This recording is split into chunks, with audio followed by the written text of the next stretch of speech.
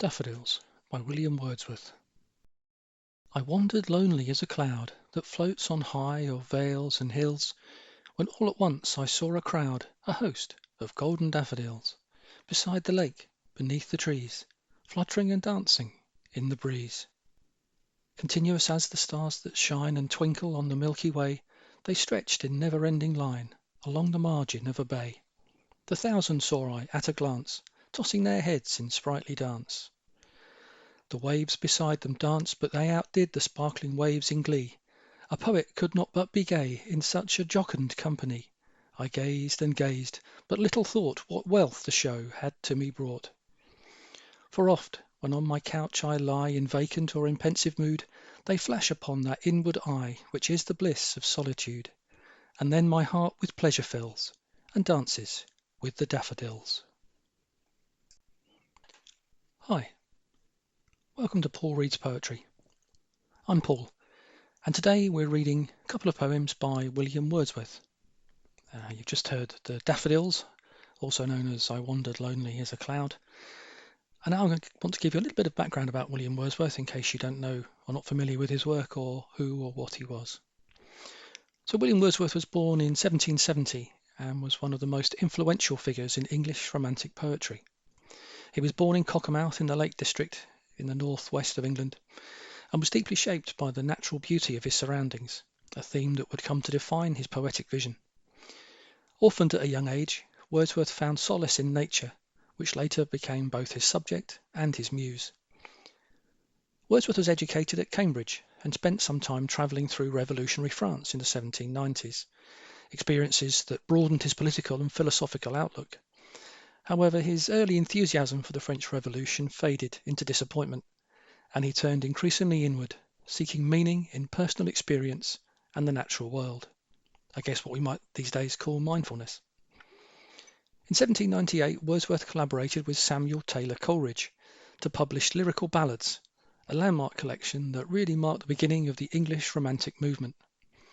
Wordsworth famously argued that poetry should be written in the real language of men and focus on ordinary things presented in an imaginative way. His best-known works include Daffodils, as we've just heard, Lines Composed a Few Miles Above Tintern Abbey, and We Are Seven. These poems explore themes of memory, childhood, and the sublime power of nature. In Tintern Abbey, Wordsworth reflects, nature never did betray the heart that loved her, expressing his belief that nature is a constant, reliable source of solace and wisdom. In Daffodils, Wordsworth conveys how nature can lift the spirit, transforming us from the solitude of a drifting cloud to a feeling of joy as we observe a field of daffodils. In the later lines, Wordsworth shows how the memory of nature's beauty can continue to provide comfort, even in moments of loneliness. The poem highlights the power of memory and the lasting impact of nature's beauty on the mind. In We Are Seven, which I'll read for you next, Wordsworth explores the innocence and emotional depth of childhood. The poem features a young girl who, despite having lost two siblings, still considers them part of her life. Her belief that her dead siblings are still with her reflects a child's pure and unshakable faith in connection beyond death. The poem contrasts the child's perspective with that of the adult speaker, who cannot fully grasp her sense of continued closeness with the deceased. Wordsworth uses this difference to suggest that adults often lose the ability to see the world with the same sense of emotional openness as a child. Later in life, Wordsworth's work grew more conservative, and he was appointed Poet Laureate in 1843, a position he held until his death in 1850. And although his later work is seen as perhaps less innovative, his early poetry redefined English verse. So thanks for joining me today, and if you've enjoyed this episode, then please give it a like, and maybe even consider subscribing for more content like this. And I'll finish this episode with We Are Seven by William Wordsworth. A simple child that lightly draws its breath and feels its life in every limb, what should it know of death? I met a little cottage girl. She was 8 years old, she said. Her hair was thick with many a curl that clustered round her head. She had a rustic woodland air, and she was wildly clad. Her eyes were fair, and very fair, her beauty made me glad.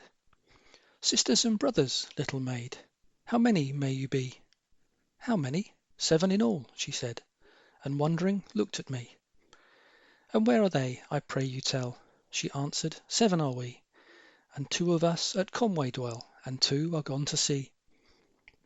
2 of us in the churchyard lie, my sister and my brother, and in the churchyard cottage I dwell, near them, with my mother. You say that 2 at Conway dwell, and 2 are gone to sea, yet ye are 7. I pray you tell, sweet maid, how this may be.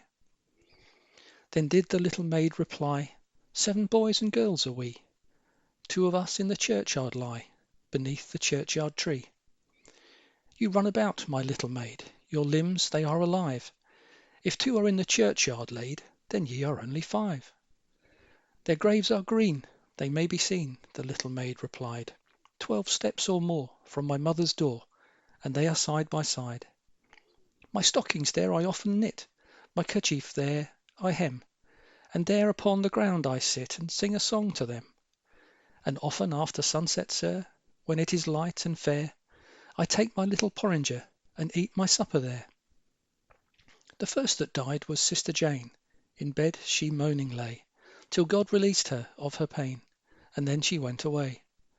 So in the churchyard she was laid, and when the grass was dry, together round her grave we played, my brother John and I. And when the ground was white with snow, and I could run and slide, my brother John was forced to go, and he lies by her side. How many are you then, said I, if they 2 are in heaven? Quick was the little maid's reply, O master, we are 7. But they are dead, those 2 are dead, their spirits are in heaven. 'Twas throwing words away, for still the little maid would have her will, and say, Nay, we are 7.